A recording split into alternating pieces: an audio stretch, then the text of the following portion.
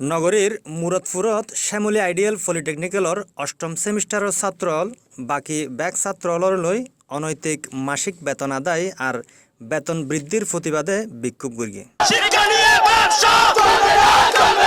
ঘটনাস্থলত যাই বিক্ষোভরত ছাত্রলৈ হতা হয়ে জানা যায় Shyamoli ideal polytechnical semester fee ছাড়াও অনৈতিকভাবে বেতন আদায় করার জিয়ান অন্যহন টেকনিক্যালত নাই।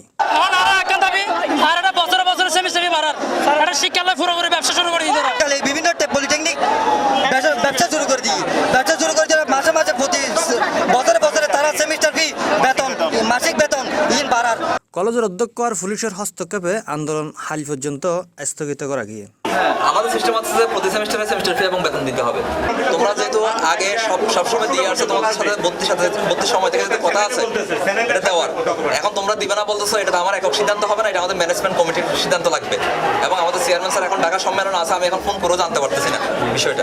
ওনাকে বেশ কয়েকবার ফোন করার পরে উনি ফোন রিসিভ করতেছে না, এবং যখন করছে মানে মাইকের আওয়াজের জন্য কিছু শোনা যাচ্ছে না।